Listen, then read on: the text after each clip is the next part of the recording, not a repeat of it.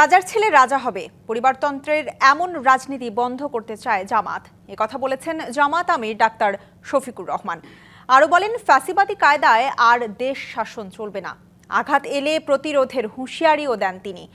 হ্যাঁ ভোটের পক্ষে নিজের দলে অবস্থান জানিয়ে তিনি বলেন, হ্যাঁতে ভোট দিলে আজাদি, নাতে ভোট দিলে গোলামি। জামায়াত ইসলামীর নেতৃত্বে 11 দলীয় নির্বাচনী জোটের প্রচারণায় মঙ্গলবার দক্ষিণ অঞ্চলের কয়েকটি জেলা সফর করেন জামাত আমির। সকালে যশোর কেন্দ্রীয় ঈদগাহ ময়দানে আয়োজিত জনসভায় দলটির সেক্রেটারি জেনারেল অধ্যাপক মিয়া গোলাম পরোয়ার বলেন, বাংলাদেশের মানুষের মধ্যে একটি নতুন আকাঙ্ক্ষার সৃষ্টি হয়েছে।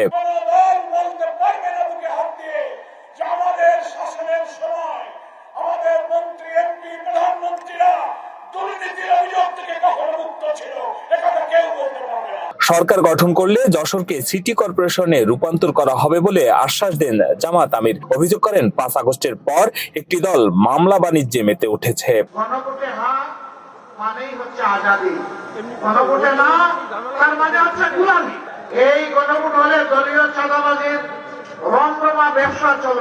পরে সাতক্ষীরার সমাবেশে যোগ দেন ডাক্তার শফিকুর রহমান।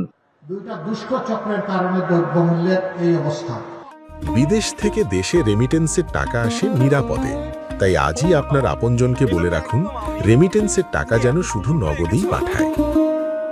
সাতক্ষীরার পর বিকেলে খুলনা সার্কিট হাউস মাঠে সমাবেশে যোগ দিয়ে জামাত আমির খুলনার বন্ধ শিল্প কারখানা চালুর পাশাপাশি কর্মসংস্থান তৈরির আশ্বাস দেন। আমরা তোমাদের প্রত্যেকটি যোদ্ধার হাতকে কর্মী এবং কারিগরের হাতে পরিণত করতে চাই এবং তোমাদের হাতে, যুবক যুবতীদের হাতে আমরা মর্যাদার সেই কাজগুলো তুলে দিতে চাই। সন্ধ্যায় বাগেরহাটে হযরত খানজাহান আলী মাজার মাঠে সমাবেশে জামায়াতের আমির বলেন, ফ্যাসিবাদী কায়দায় নির্বাচন করার চেষ্টা করলে যুবকরা বসে থাকবে না। দুর্নীতি দূর করব ইনশাআল্লাহ। আমরা দুর্নীতির গাছের পাতা ধরে টানাটানি করব না, আমরা জটটা ধরে টানব। দুর্নীতিকে আর বাংলাদেশে সহ্য করা হবে না। Hasan Al Mamun, DBC news.